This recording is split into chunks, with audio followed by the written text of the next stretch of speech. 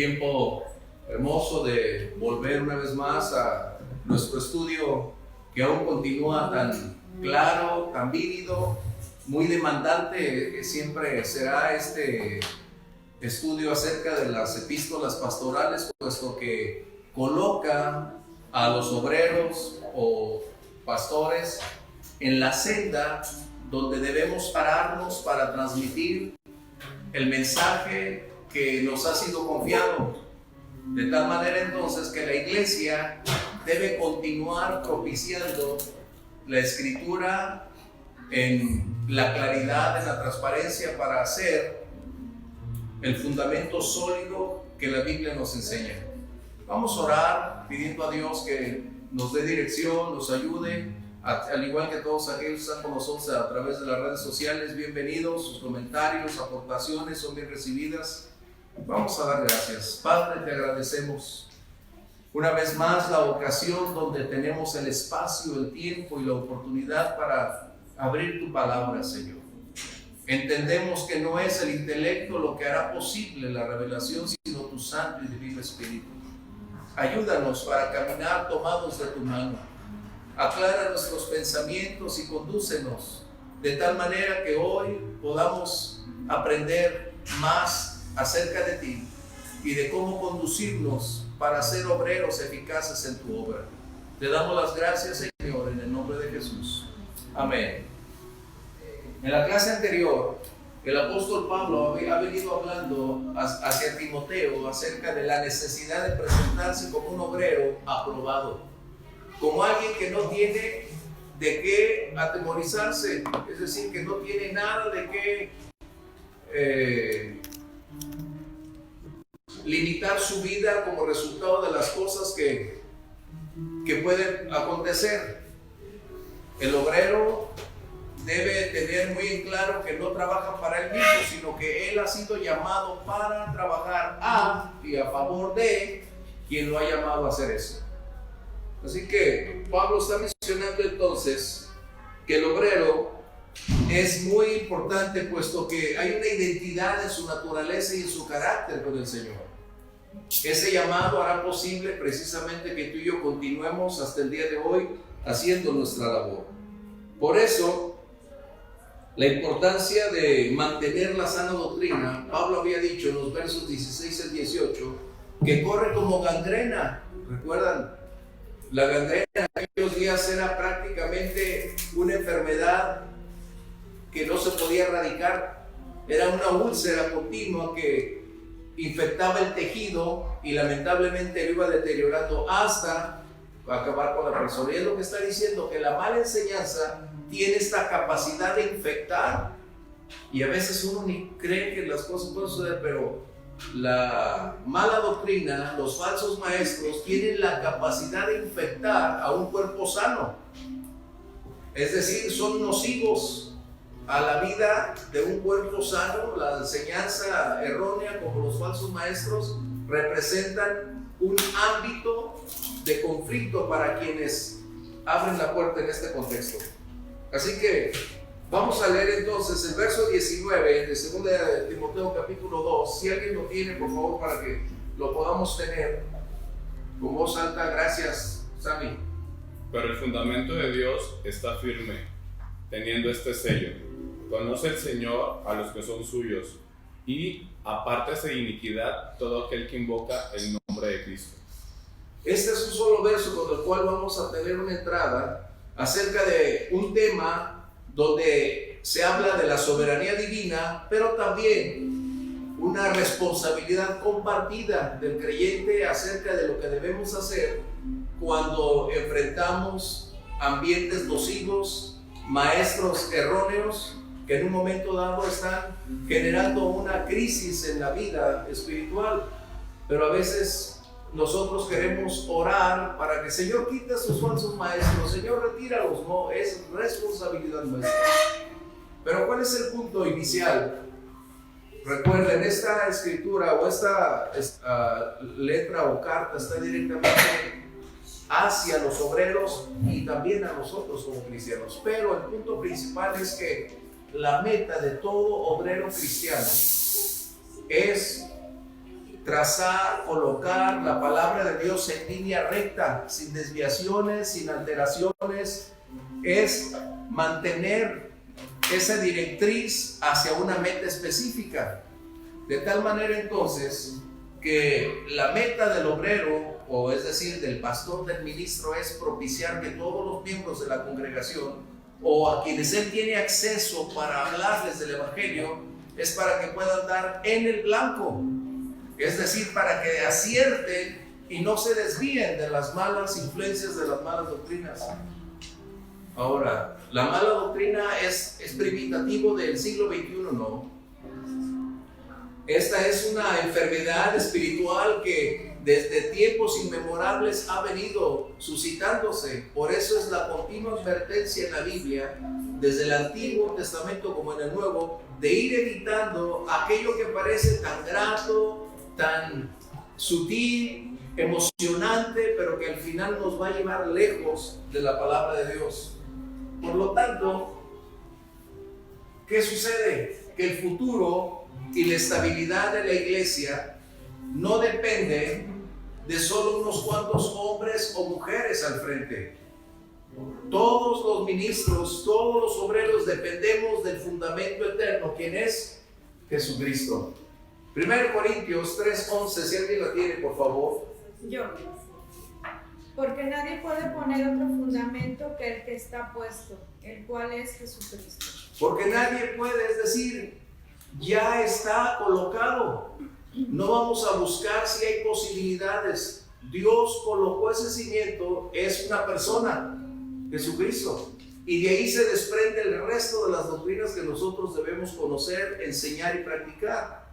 Por eso, la palabra de Dios está haciendo énfasis hacia dos aspectos prácticamente muy directos con el Antiguo Testamento, acerca de la condición crítica, enfermiza de la falsa doctrina, que es muy contradictoria, la que hace y genera mucho dolor en la iglesia, puesto que la divide, le desprende, le hace sufrir como resultado de escuchar a quienes no conocen la palabra.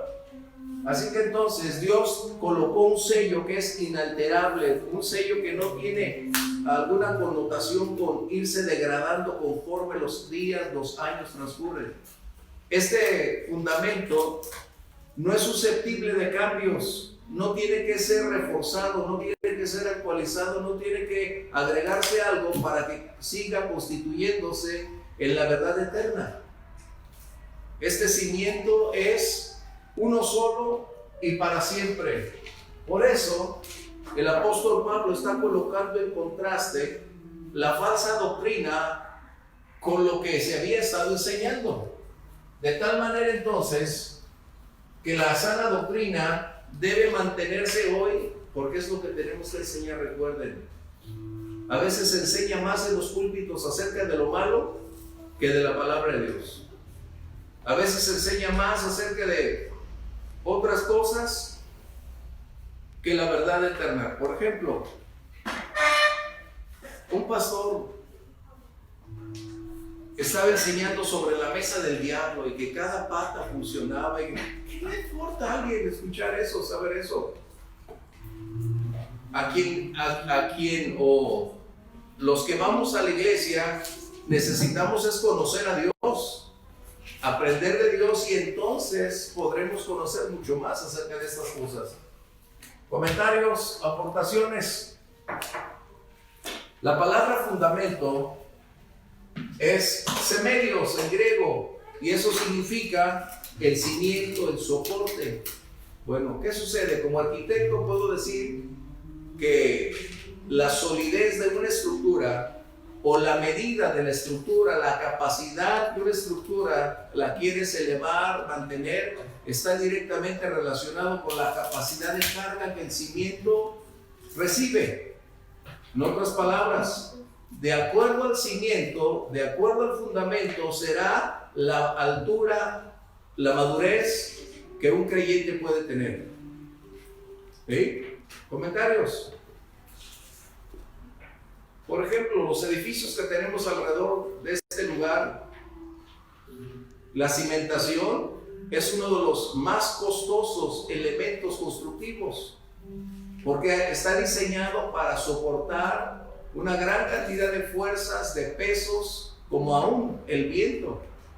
Pero ese cimiento nos va a proporcionar la seguridad de que no va a colapsarse, de que se va a mantener firme por encima de todas las cosas. Eso es precisamente lo que está haciendo. Ahora, dentro de la palabra de Dios, cuando hablamos de fundamento, también no solo se habla de el principio o de la construcción, está hablando también de un sistema de verdades, es decir, del conjunto de doctrinas bíblicas que están encerradas en la palabra para que nosotros podamos irlas conociendo y llevando paso a paso. Por eso Jesús dijo en el libro de Mateo capítulo 7, cuando dice: al que escucha mi palabra y la pone en práctica, lo compararé a uno que edificó sobre la roca. ¿Qué estaba diciendo? Que la palabra era una roca, no. Que precisamente la estabilidad de esa casa estaba directamente relacionada con la capacidad de ese cimiento. En la medida en que nosotros entonces conozcamos a Dios, conozcamos su palabra, podremos ir creciendo, madurando, irnos desligando de aquellas áreas nocivas que representan un serio conflicto. Si lo colocáramos como enfermedades, estaríamos hablando de una posible adquisición de una bacteria, de un contagio. Eso es lo que estamos hablando. Así que debemos tener mucho cuidado con lo que estamos teniendo aquí. Y la palabra sello que ustedes están observando en lo que Pablo menciona es fratis. La palabra significa, quizás para nosotros ya no es tan claro, pero recordarán si en algunas películas del pasado los reyes o las personas de autoridad utilizaban un anillo grande con una cavidad donde al firmar algo lo colocaban sobre la cera, posteriormente lo colocaban en una hoja, la que querían dar legitimidad para decir que era auténtica, para mostrar que verdaderamente este sello era lo que validaba esa escritura. Es lo que está diciendo Pablo. En la antigüedad, y creo que aún hasta el día de hoy en algunos lugares, cuando se va a hacer una construcción grande, llamativa, ostentosa, a ciertas piedras les colocan una escritura o le colocan algunas frases para colocarlas dentro del cimiento, como para decir: esto es lo que vamos a hacer. En algunos lugares, bueno, esto es lo que está diciendo, que Dios colocó su propio sello en el fundamento, es decir, en los creyentes, o como pudiéramos llamar, la iglesia.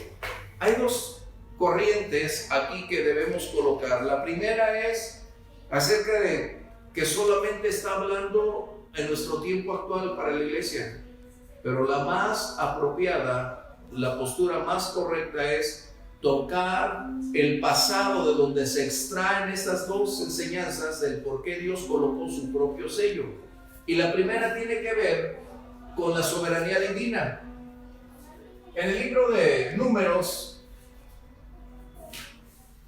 capítulo 16, verso 5, vamos a encontrar una rebelión de un hombre llamado Coré, que se colocó con sus amigos para ponerse de acuerdo y mantener una condición de contradicción, de rechazar la autoridad de Moisés, para colocar que ellos también pudieran ser susceptibles de ser colocados en la misma posición. Pero es aquí donde vamos. Dios llama a quien Él desea y Dios coloca a quien Él quiere en la posición que Él decide. Números 16:5, por favor. Y habló a Coré y a todo su séquito, diciendo: mañana mostrará Jehová quién es suyo y quién es santo, y hará que se acerque a él, y al que escogiere, él lo acercará a sí. ¿Qué está diciendo entonces? Que el Señor tiene, y lo sabemos, la capacidad de reconocer quiénes son suyos. Muchas veces nosotros no lo sabemos. A veces queremos ser jueces, a veces queremos etiquetar a las personas porque decimos, no, ese no es. No, este sí es. Pero eso no es nuestra labor. La labor del pastor no es etiquetar a las personas. Su función es enseñarles el camino hacia el conocimiento de Dios. Y esto va a suceder. Por ejemplo, nadie sabía que José de Arimatea era un discípulo. ¿O sí? Nadie, ni los propios discípulos. Él era una persona que tenía esa convicción interna y muy secreta. Pero llegó el momento cuando lo hizo público. Pero mientras tanto, en esa condición de mantenerse en secreto, Dios sí sabía quién era. O también, cuando el Señor Jesús les dice, vayan y preparen el lugar donde vamos a pasar la última Pascua. Y van a encontrar ahí a un hombre, y si les pregunta, dígale, ¿dónde está el lugar? ¿Quién era esa persona? Ninguno de nosotros ni sabemos su nombre, pero el Señor sí sabía quién era él. Eso es lo que está diciendo. Que a veces nosotros tenemos un conflicto en tratar de saber quiénes son. Vamos a Judas 11, por favor. Tenemos una gran cantidad de enseñanza esta noche, así que espero que el tiempo nos alcance. Para ustedes que están en las redes sociales, háganos saber sus comentarios y de esta manera juntos caminaremos. Judas 11, por favor. Hay de aquellos, porque han seguido el camino de Caín, se lanzaron por lucro en el error de Balaam y perecieron en la contradicción de Coré. Wow, ¿cuál es el resultado entonces? Que va a haber una condición crítica. Porque a veces tenemos la idea de que, bueno, es que lo hice con mi corazón, pero estaba equivocado. No, cuando hay una persistente condición negligente de caminar en contra de la voluntad de Dios, va a haber un resultado trágico, fatal. Y eso es muy importante, es la razón por la cual el apóstol Pablo está enfatizando constantemente evitar esa relación dañina, ese contagio que pueda ocurrir como resultado de una constante comunicación. Es como hoy con la enfermedad que tenemos pululando en el mundo entero. Hay una psicosis además de la realidad que se tiene, pero ¿cuál es el punto? Evitar con aquellas personas que saben que están enfermas para no adquirir esa condición. De eso se trata, que debemos aprender a discernir, a observar qué es la sana doctrina y lo que no es la sana doctrina, para entonces abstenernos de esa relación de contagio que puede resultar muy dañina con un alto costo de conflicto. ¿Okay? ¿Comentarios? ¿Muy bien? Ahora, Dios nos conoce, pero nos deja la responsabilidad a nosotros de hacer el trabajo. Ahora recuerden, el Espíritu Santo es quien nos da discernimiento. Él nos equipa, pero no elimina ni nos exime de la responsabilidad de hacer un análisis claro, objetivo, escritural, espiritual de lo que otros están enseñando. Recordarán que Pablo dijo Himeneo y Fileto. Alejandro habló de aquellos que representaban un foco de infección espiritual para la iglesia. Y eso es el trasfondo de esto. Recuerden, cuando tocamos un texto debe estar en su contexto apoyado correctamente. Pablo ha venido hablando de este fundamento como resultado de lo que previamente ha estado diciendo de la mala enseñanza. Y desarrolla este tema en el verso 19 con dos aspectos trascendentes: la soberanía de Dios, pero también la responsabilidad de cada creyente. Esa es una doctrina que a veces no nos gusta porque habla de que nuestras decisiones o nuestras falta de acciones van a tener una consecuencia. Por eso Pablo le dice a Timoteo, ten cuidado con esos dos, con Himeneo y Fileto. Y después agrega a otro, a un tercero. Entonces Timoteo tendría que estar avisado de las condiciones que estaba enfrentando para no caer en el engaño por sutil, por aparentemente lógico, claro que pudiera tener, sino antes mantener esa postura así. Bien, la otra condición que el apóstol Pablo está colocando, la responsabilidad del creyente. Números 16-26, por favor. Estas son dos citas directas de este pasaje. Mencioné que algunos, en su postura teológica, solo creen que es para el tiempo presente de la iglesia. Pero en la exégesis, en el estudio correcto de esta palabra, es extraer de ese pasado para que norme nuestro presente. ¿Ya lo tienen? Números 16-26, por favor. Y él habló a la congregación, diciendo: apartaos ahora de las tiendas de esos hombres impíos, y no toquéis ninguna cosa suya, para que no parezcáis en todos sus pecados. Wow. Fíjense, cada persona tenía la libertad de elección.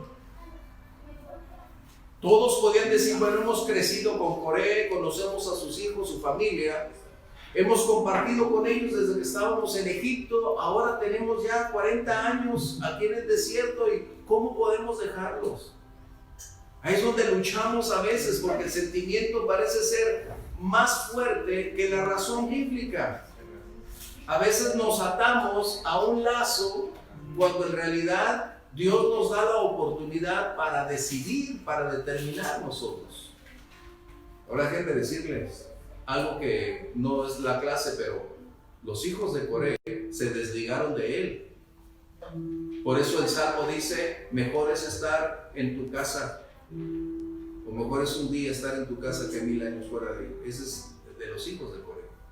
Puedes tener un mal padre y ser un buen hijo, o ser un buen hijo y tener un mal padre. Qué tremendo, ¿no? Pero aquí vamos. Así que, ¿cuál era el punto? Ustedes deciden si permanecen con el error o se abstienen de él. Esa es la responsabilidad que nosotros necesitamos ir reconociendo en cada aspecto de nuestra vida. Hoy, esa enfermedad que está generando estragos, muchos de los enfermos deberían ser tan responsables para abstenerse. Si ya saben que tienen ese contagio, deberían de abstenerse de salir, tocar o contaminar a otros, incluyendo su propia familia. Ha de ser difícil, pero la responsabilidad, si sabes el enorme daño que va a generar, ¿no? Así que entonces, ¿cuál es el punto o la razón por la cual se abstendrían en el pasado como nosotros el día de hoy de no compaginar, de no abrazar, de no compartir con los falsos maestros? Porque luego tenemos algo que son muy espirituales. No es que tenemos que amarlos, el Señor no dice que no los dejes amar, sino que tienes que colocar un punto de separación porque su relación es tóxica, es decir, genera conflictos, genera un ambiente donde las cosas pueden ir mal. ¿Cuál es entonces nuestra identidad con el Señor? Hoy hay una naturaleza nueva en ti y en mí que está produciéndose los deseos de Dios, el anhelo de Dios, cada día ser más en ese carácter parecidos a nuestro Dios. Amar lo que Él ama y empezar a retirar aquellas cosas que no están muy gratas dentro de nosotros. Así que la causa de abstenernos de caminar con ellos o de reunirnos con ellos es a causa de la condición que ellos generan. Si lo trasladamos, como mencioné, a un foco de infección, evitemos. Es nuestra decisión, esa es la ley de la responsabilidad individual. Por eso, si Dios nos forzara a hacer algo que no queremos, nadie sería responsable de hacer alguna cosa porque diríamos, Dios, tú dijiste. Pero Dios nunca nos va a forzar a hacer algo que no estamos dispuestos a hacer. Dios propone lo que nosotros pudiéramos hacer, realizar o alcanzar, pero nosotros definimos al final si nos subimos al barco de la aventura con Dios. ¿Sí? Es como cuando alguien se va a casar. Bueno, algunos los casan, ¿verdad? Forzadamente. Pero ¿qué cuando dos personas dicen, ¿te quieres casar conmigo? Y yo, ay, nadie la va a obligar. Pero le van a decir, mira, esto es con lo que cuento, esto es con lo que me muevo, es aquí en el lugar donde podemos estar. Y si esa persona dice, acepto y lo tomo, excelente, fue su decisión. Pero luego el tema es, tú me dijiste que el sol y las estrellas, tú me dijiste que íbamos a vivir aquí. No, ok, no es la clase de matrimonios. Pero al final, ¿qué estamos haciendo? ¿Qué es la decisión? Es lo que estamos hablando, la responsabilidad individual, ¿no? Así está. No, bueno. ¿Qué quiere decir entonces? Pablo está pensando directamente sobre estos tres individuos que generaron un gran daño en la iglesia de Éfeso y se estaba esparciendo su foco de infección hacia otras latitudes. Démonos cuenta que las malas doctrinas siempre van a conducir a una degradación moral. La gran mayoría de las doctrinas erróneas tienen como resultado una alteración de conducta, del comportamiento, y van a degenerar en condiciones sexuales erróneas. Qué tremendo. Por eso debemos tener mucho cuidado. Comentarios. Podemos decir entonces, ¿qué es la sana doctrina?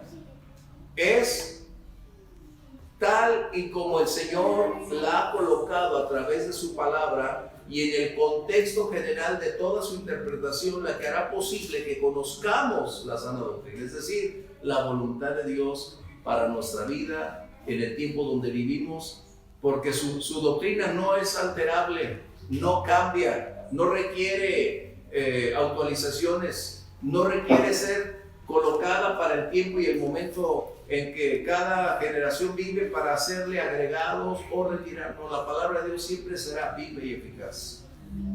¿Sí? ¿Comentarios? ¿Ok? Este verso 19 es conflictivo, ¿eh? Y es nada más un verso que está insertado ahí precisamente como el parteaguas de lo que viene adelante acerca de los vasos de uso, pero era necesario establecer este parámetro de identidad, de volver a colocar el énfasis que la soberanía de Dios es la que tiene el control sobre todas las cosas, pero hay una responsabilidad del creyente para decidir qué hacer. Sammy leyó acerca de el número 16, donde dice, aléjense, ¿verdad? Aléjense. Es decir, Dios había estado haciendo una advertencia, pero ¿qué sucedió? Unos siguieron con Coré, fíjense bien, y el desenlace final de esa situación fue trágica.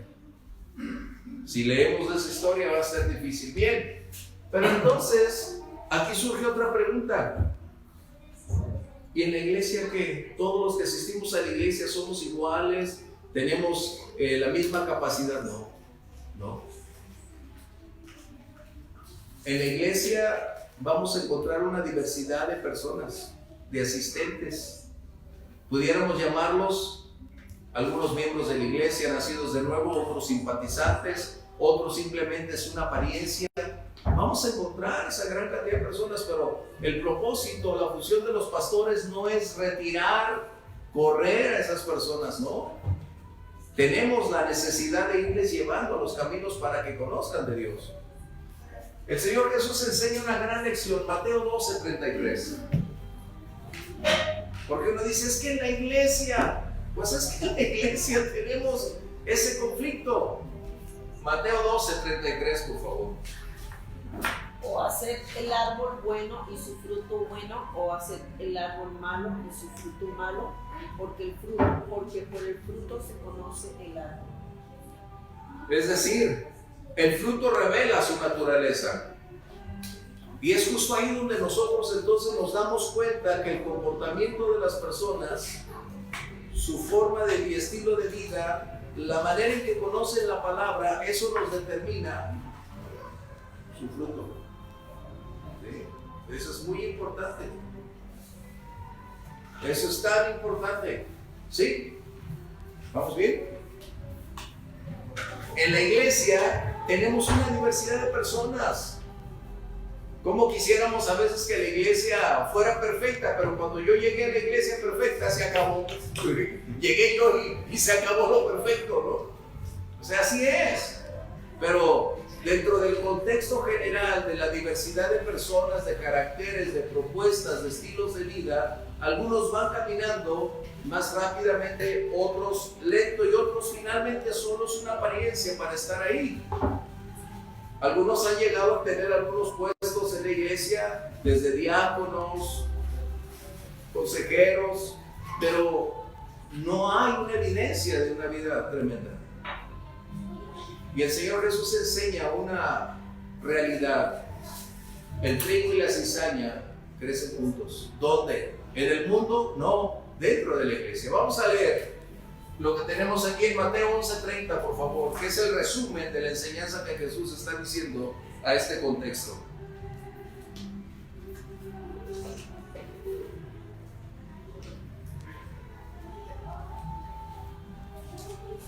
¿11:30? Sí, por favor. Porque mi yugo es fácil y ligera mi carga. El trigo y la cizaña. Ha de ser 12:30. A ver, chécalo por favor. Si no hay ustedes que tienen ahí su Biblia.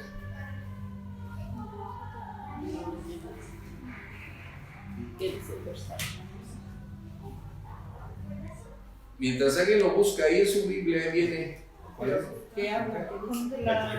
La cizaña, el trigo y la cizaña. Es Mateo, pero me equivoqué en el texto. No, pastor, usted no se equivoca, nosotros estamos.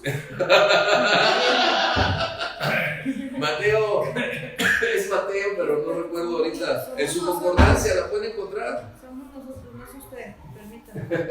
Aquí lo encuentro ahorita. No quería abrir mi Biblia, pero al final.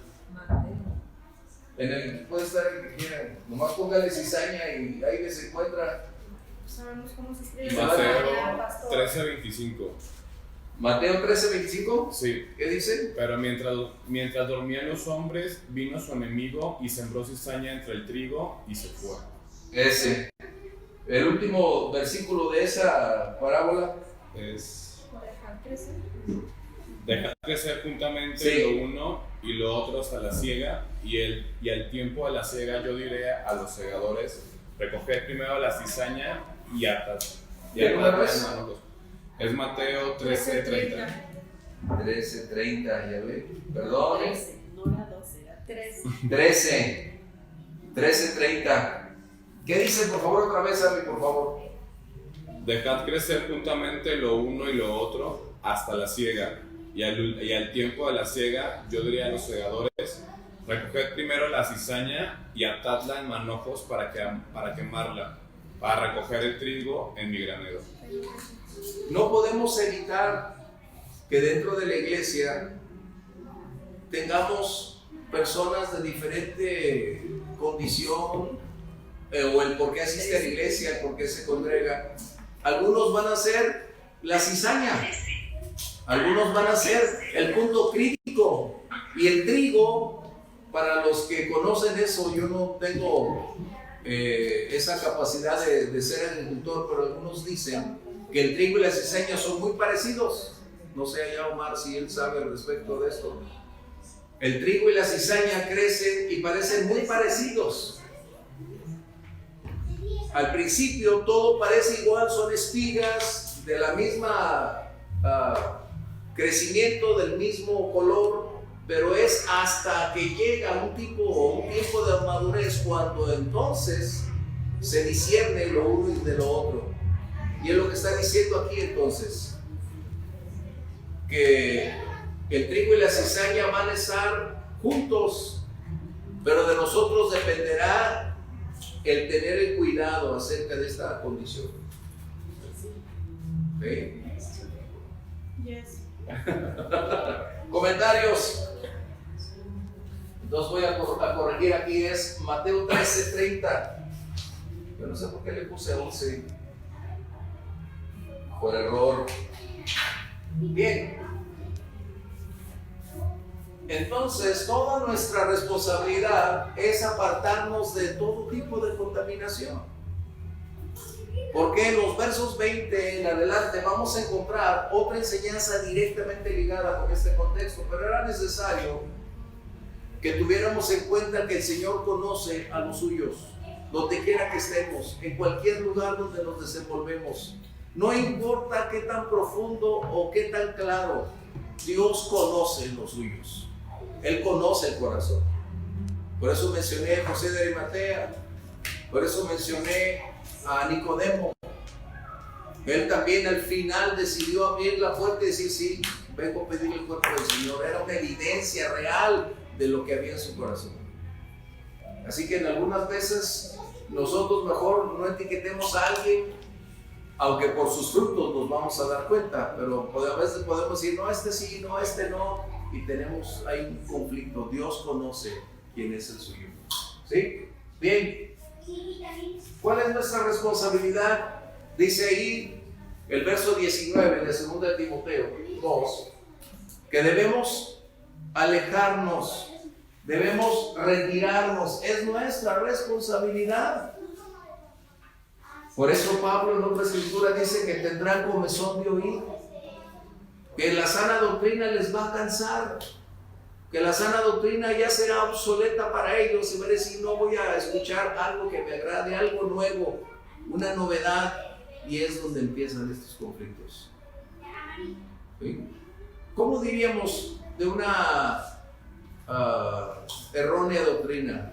Por ejemplo, ya lo vimos en la clase anterior, donde Himeneo y Fileto estaban diciendo que la resurrección ya se había cumplido, y no era así.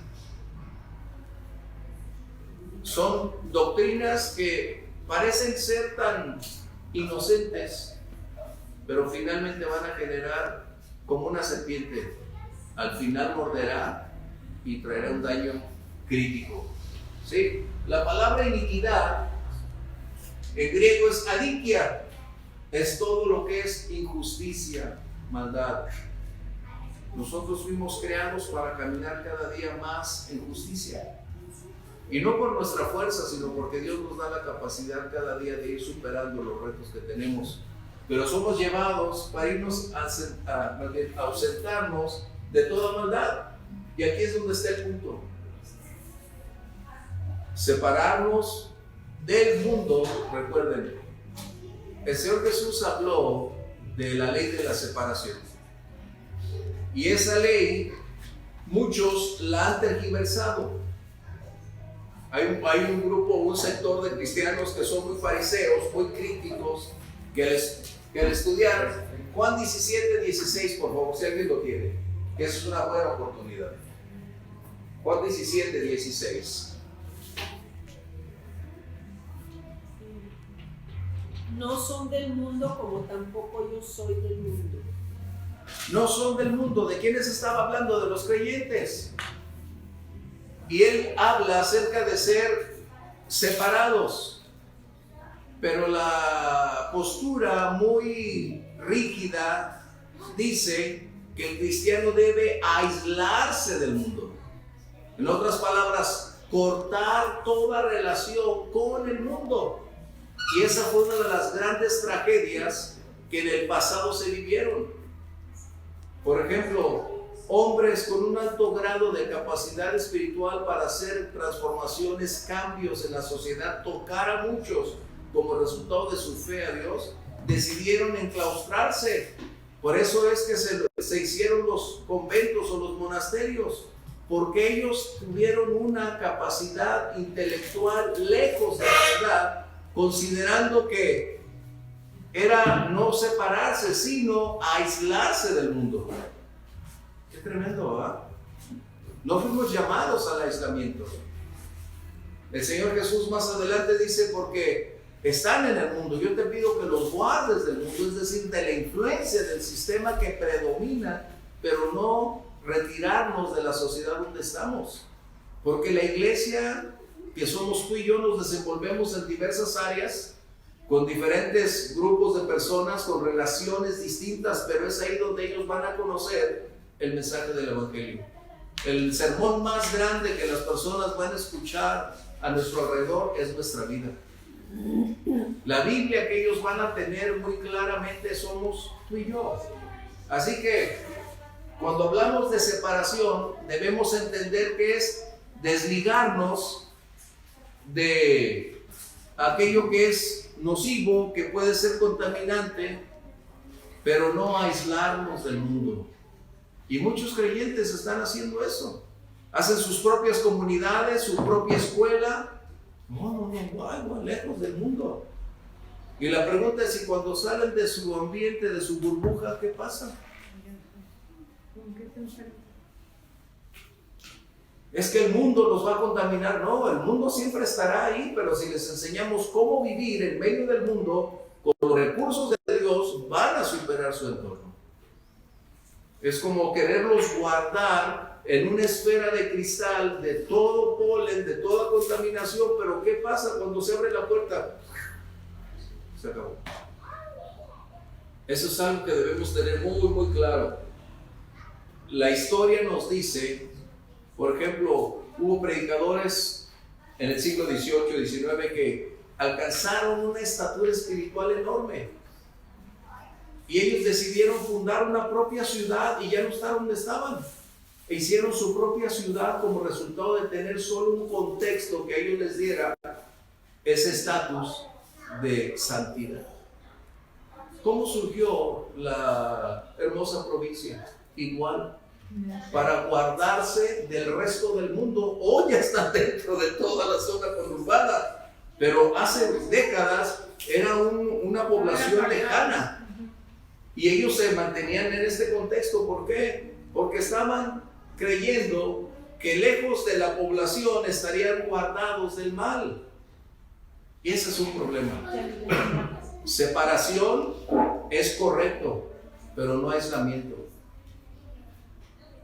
Vidas de santos de los primeros siglos tenían un potencial para alterar las conductas de la sociedad de su tiempo histórico, pero al refugiarse, al quedarse ellos solos, no tocaron a nadie.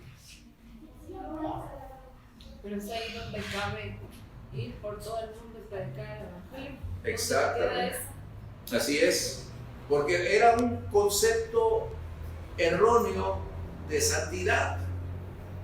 Porque la otra parte es separados para Dios, eso es el santo, es decir, para uso de el Señor y no para alejarnos de todo lo que a nuestro alrededor parece ser contaminante. Por eso el Señor Jesús estaba orando, al igual que por ti y por mí el día de hoy. Esa oración es continua, esa mantiene su vigencia, es decir, Señor, no te pido que los saques del mundo, guárdalos del mal. Ellos ya no son del mundo, es decir, nosotros fuimos rescatados del mundo, de nuestra antigua y vana manera de vivir. Ahí es donde nosotros nos desenvolvíamos, pero el Señor nos rescató. ¿Sí? Comentarios. Ahí en 2 de Corintios 6, verso 14, y vamos a llegar al verso 7.1 si podemos. Hay una serie de descripciones acerca de qué es la doctrina de la separación. Incluso en la vida misionera, y uno dice, ¿cómo? Porque hay unos que son tan leales a su instituto que a pesar de todo yo sigo ahí, ¿no? ¿Qué hizo Bernabé y Pablo? ¿Qué hicieron? Separarse. Hay una separación. en ese contexto. Sí, 2 Corintios 6:14, por favor. No formen yuca con los incrédulos que tienen en común la justicia y la maldad. Dice, no te unas. ¿Va? Y vamos a ver el siguiente verso. Vámonos, uno por uno. ¿O qué comunión puede tener la luz con la oscuridad?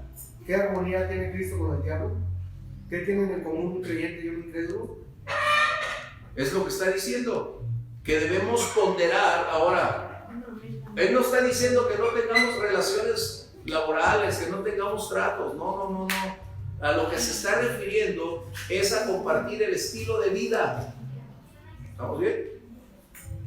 ¿Sí? Por ejemplo, José de Arimatea era un hombre muy rico. ¿Con quién hacía negocios? ¿Con los cristianos? No, ni había. ¿Ok?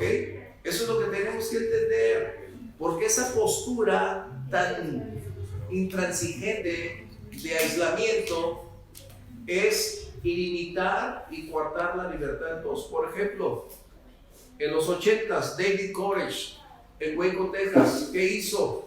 Aisló a los suyos del mundo. Tenía su propia burbuja. ¿Y qué sucedió? Una tragedia al final. Eso es lo que estamos hablando. Las doctrinas erróneas van a tener, por lo general, un final trágico. ¿Sí, Omar? Yo creo que una de las, o sea, regresando un poco al tema de la libertad con la responsabilidad, yo creo que una de las cosas que más le tiene miedo al hombre es a la libertad. Sí. Porque en la libertad uno tiene la decisión de escoger entre varias opciones, ¿sí? Y es mucho más sencillo que escojan por ti. Exactamente. Entonces, aquí el problema es que hay líderes que escogen por ti. Ajá. ¿Sí? Y ese tipo de personas que se aislaron con ellos nunca tuvieron miedo. O sea, y realmente en la vida, independientemente seamos cristianos o no, en la vida el tomar una decisión propia sin que haya alguien que te diga que así se tiene que hacer es muy difícil que la lleves a cabo. Exacto. El problema es de que los principios que te rigen a los valores y la determinación que debes de tener es lo que tiene que regir tus decisiones, y eso se llama autenticidad. Claro. Y ser auténtico en estos tiempos es muy difícil E impopular. Así es. Porque todo, por lo general, siempre van a decir, uy, qué anticuado. Sí, es miedo. O sea, Así la gente es. no tiene mucho miedo a responsabilizarse de su libertad. Así o a es. decidir. Exacto. Y sobre todo porque con un alto grado de influencia de los medios de comunicación tenemos otro problema también. Es lo que te dicen que hagas. Así es. Casi no utilizamos nuestra capacidad de decisión, de análisis para poder definirlo, ¿eh? Es como hoy ese famoso movimiento para el próximo lunes. ¿Qué es lo que está detrás? Hay una agenda que muchas personas no se dan cuenta. De hecho, debemos respetar a esas personas, pero yo comparto su derecho a la vida, eso es cierto, porque hay una situación de violencia, pero lo que está detrás de todo es un alto grado de molestia para incitar que los hombres son los verdugos, los villanos, cuando hay una gran violencia más sobre hombres que sobre mujeres. Hay mayor cantidad de abortos que de mujeres asesinadas. Ahora, los feminicidios, es decir, los feminicidios quiere decir que la mujer es la que asesina a otra. Es decir, que los hombres van a ser hoy los que pagan el plato por un movimiento que está procurando una agenda distinta, que es renta de vientres, que es cambiar nuestra constitución legítima, es alterar el orden que hoy tú y yo conocemos. Y o sea, se respeta a esas personas, pero no compartimos ese punto. Lo que está diciendo Mar, tenemos la oportunidad de pensar un poquito más para poder analizar y decidir qué hacer. Es un punto. Y también se llama golpe bajo. O sea, hay golpes de estados, hay un golpe de estado, pero se trata de desestabilizar. ¿Sí? O sea, detrás probablemente el movimiento feminista es claro y está bien y puede ser real, ¿sí? El problema es de que cada quien pone sus estadísticas como quiere. Si hacemos una estadística y la estadística la hacemos a 10 años, pues probablemente estemos en la misma línea que hace 10 años. Claro. Pues si lo ponemos a 50 años estamos mucho mejor. Y si lo ponemos a 100 años estamos excelentemente. Sí, pero cada quien va a poner, y detrás de esas personas sí hay movimientos que están contratando para transgiversar Sí, esta problemática y desestabilizar, que eso es lo más importante. ese es un punto, pero pensamos, esa es la razón. O sea, es obvio que el problema que tenemos en México se llama inseguridad. Ese es el problema mayor que tenemos en el país. Y mientras eso se tenga, tenemos tanto mujeres que asesinan como hombres que asesinan, eso es obvio. Pero ¿qué tenemos que hacer? Yo creo que el problema también es valores, inseguridad. O sea, de inseguridad viene los valores que hemos creado como mamás, que hemos hecho, Exacto. como padres que hemos hecho con generaciones. Porque creo que es por falta de valor y Así falta es. de conocimiento por idolatría. Eso es lo que tenemos que hacer en la iglesia, enseñar la verdad, porque cuando tú les enseñas el amor a Dios, va a existir en una connotación ya interna un mayor respeto por la vida de las personas a nuestro alrededor. Se llaman golpes blandos. O sea, eso es algo que va a generarse. Cuando tú aprendes a amar a Dios, a temer a Dios, es cuando te empiezas a dar cuenta que el valor de la vida, el valor del respeto, y entonces tratas a las demás personas como quieres que te traten a ti. Empiezas a tener un cambio, una nueva naturaleza, es lo que nos falta. Por eso la iglesia es tan importante para enseñar la sana doctrina, para enseñar la verdad. ¿Ok? Entonces, vamos al verso 7.1. Porque nos vamos a saltar algunos, pero de 2 de Corintios 7.1, por favor. Eso es muy importante. ¿Cómo? 2 de Así que Corintios 7. amados puestos, ¿sí? Ah, Sí. Amados, así que amados puestos que tenemos tales promesas, limpiémonos de toda contaminación de la carne y de espíritu, perfeccionando la santidad en el temor de Dios. limpiémonos en dos esferas, interna y externa, en lo espiritual como en lo material o físico. Eso es lo que nos está diciendo la Biblia, que debemos ir cada día procurando retirar aquellas condiciones o factores que en un momento dado no son compatibles con nuestros principios y valores, que estamos en un proceso de depuración. Recuerden, nadie es perfecto, estamos en un proceso, todos, de tal manera que Dios, en la medida en que nosotros nos colocamos en sus manos, Él estará haciendo lo más directamente limpio posible para que cada vez reflejemos más su identidad sobre la faz de la tierra. ¿Sí? Ahí, ese es un punto que no vamos a entrar, pero hay pecados del espíritu y hay pecados de la carne, ¿eh? Es lo que está diciendo ese 7.1. Qué tremendo, ¿ah? Bueno, ese no es el tema, después lo veremos. Son pecados del espíritu y pecados de la carne. Por ejemplo, el hijo pródigo hizo pecados de la carne, ¿va? Pidió dinero, se fue, malgastó su vida. ¿Y qué con el hermano? Él tenía pecados del espíritu, rechazo, odio. ¿Ok? Bueno, no lo vamos a entrar, pero eso es algo que está ahí. ¿Ok? Bien. En los versos 20 al 21, el apóstol Pablo está hablando acerca de la limpieza y de los grados de honor que vamos a encontrar dentro del contexto llamado cuerpo de Cristo, la iglesia. Por eso dice que hay vasos para honra y otros para deshonra. Hay de diferentes materiales, ¿sí? Pero la variedad de vasos va a mostrar la diversidad de personas y su aplicación. Hay algo muy importante. El énfasis en los versos que tenemos de 20 al 21 está hablando de limpieza. El énfasis es en la limpieza. Y la limpieza, aquí le puse, ¿dónde andas limpieza? Aquí está. Es depurar, purgar, es decir, es retirar todo aquello que generaría una contaminación. Esa limpieza tiene dos aspectos primordiales. Uno es para ir retirando lo que nos limita en nuestro crecimiento y proceso de madurez espiritual.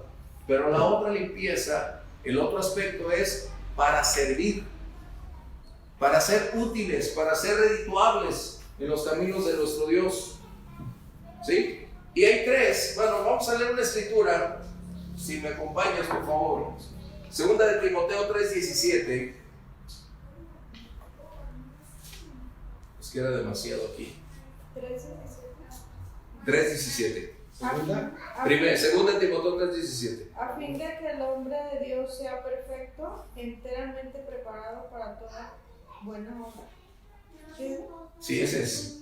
¿Qué está traducido en nuestro español, en nuestra corriente de lenguaje de cada día? Quiere decir que en la medida en que esa mujer u hombre decide ampliar su horizonte para servir a Dios, habrá una depuración en su vida. Es lo que está diciendo. ¿Okay? Hay tres características acerca de estos vasos. ¿Vamos bien? Dice ahí que la casa, es decir, la iglesia, dice, hay tres características. Si nos limpiamos, dice que será santificado, es decir, dedicado al Señor. Porque a veces tenemos el soy santo y ya vuelo, ¿no? No, ya ando en el aire, no. Lo que está enseñando es separado de algo para ser dedicado para un uso específico, ¿sí? Por eso a veces decimos santuario o decimos la iglesia, porque está dedicada para un uso específico. ¿Vamos bien? Eso es lo que estamos hablando. Otra característica, ¿cuál es? Útil. Ese es el más grande llamamiento, la mejor y más grande oportunidad que se tiene. Ser redituable en las manos de Dios, ser útil para Dios. Ahora recuerden, no está hablando de grado, de llamado o de dimensión de la función. Útil es cualquier servicio donde Dios nos envía a hacer, por pequeño o grande que pudiera parecer. Pero a veces soñamos con lugares tan grandes, no para ser útil. No, yo me sueño ante millones predicando. Pues eso es un sueño. Dios no da sueños. Dios da palabras, promesas, dirección para cumplirse en su momento dado, ¿no? Imagínense aquella mujer que vino y quebró el alabastro a los pies de Jesús. Los discípulos se enojaron. Ellos tenían una postura totalmente incongruente. Pero el Señor les dijo, tranquilos, ella ha hecho el más grande servicio. Me ungió para mí sepultura, ¿no? A veces nuestro servicio parece tan pequeño, pero si en lo poco somos fieles, Dios nos va llevando poco a poco. Y a veces lo que hacemos, como esa mujer trascendió, donde se predica el evangelio, ella está ahí por lo que hizo. Bien, el tercer punto, que estemos disponibles, dispuestos para el tiempo que Dios diga, para el momento que el Señor nos envíe, como dijera aquella famosa canción, heme aquí, envíalo a Él. No. Envíame a mí, Señor. Eso es importante. Estas tres características son muy evidentes cuando alguien está dispuesto a hacer las cosas.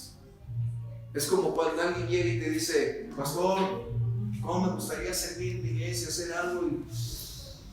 Y de momento acabas de ir al baño y te diste cuenta que no había papel. Oye, ¿puedes ir al baño? No, pastor, yo estudié, yo fui a la escuela.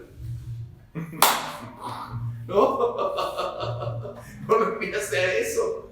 Pero aunque así fuera, yo me acuerdo que en mi casa nunca lavaba los baños, pero cuando fui pastor me tocó hasta destapar los baños. Terrible. ¿Pero qué lo haces con amor? Aunque te molesta, ¡chin! No puede ser, ¿no? Pero al final tienes que hacerlo. Y es ahí donde te das cuenta de esto. Estás disponible. ¿Quién vendrá a limpiar el baño, hermano? Pues aquí estoy, vámonos recio, ¿no? Útil. Comentarios para irnos. Comentarios. Creo que en el último punto es un proceso Sí. porque es santificado, útil y dispuesto. Ajá. Y no puedes llegar a ser dispuesto si no estás consciente de ser santificado. Y útil, no puedes estar dispuesto tampoco. Son 3 pasos que tienes que decidir. Ese vaso implica cuando dice, aquí estoy, Señor, cuando decides. Y lo que menciona Nayeli es el proceso que va a ir depurándose, pero siempre cuando digas, voy adelante, aquí estoy. Dice aquí que nosotros somos responsables de la limpieza. Fíjense bien. Si hay algo que yo conozco dentro de mí que no es tan compatible con lo que yo quiero en el Señor, debo tratar de ir erradicándolo, de ir llevándolo con la ayuda de Dios. Pero hay cosas que a veces no sabemos que están ahí, que son malas, que no son compatibles. Es más, algunas son legítimas, pero no son compatibles con el llamado. ¿Y cómo haces con eso? ¿Qué haces con eso? Si no te das cuenta, el salmista hizo una observación que a mí me impactó. Señor, líbrame aún de lo que me es oculto. Muéstramelo, Señor. Fíjate, hay cosas en nosotros que pueden ser buenas, pero que al final no son aptas para el desarrollo de lo que Dios quiere que hagamos. Y es donde podemos decir, Señor, ayúdame. Pero tenemos que ser responsables en ir limpiando lo que está ahí. ¿Sí? Ustedes y yo somos llamados a servir al Señor y estamos en ese proceso. Nos estamos preparando para cuando Dios nos lleve a cosas más grandes, pero empezamos por lo poco, por lo pequeño, donde Dios está. Como aquella mujer que, como Elsa, ¿no? Que decía, Marta, Marta, tú siempre estás en la cocina, ¿no? Ella servía y trabajaba enormemente, era su pasión la cocina. Pero su hermana era un poco distraída para la cocina.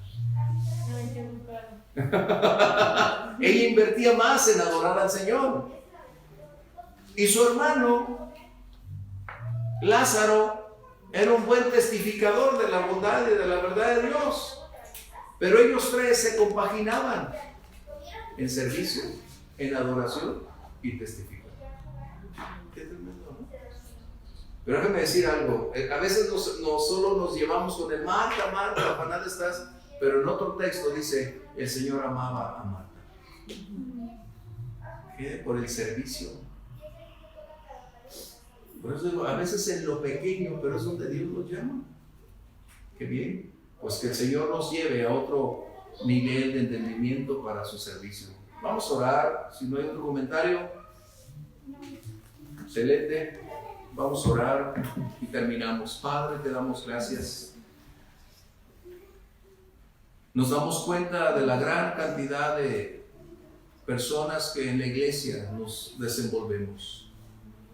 ¿Cómo deseamos, mi Dios, que cada uno vayamos día con día en esa transformación para ser vasos útiles, limpios, para ser redituables en tus manos para provecho del Evangelio? Señor, estamos conscientes que trigo y cizaña crecen juntos, pero a ti te place enviar quien coseche de tal manera que solo permanezca el trigo. Ayúdanos a ser ese trigo, Señor, que produzca fruto, que muestre la verdad y tus caminos. Señor, te damos gracias por la oportunidad de disfrutar esta noche. En el nombre de Jesús. Amén.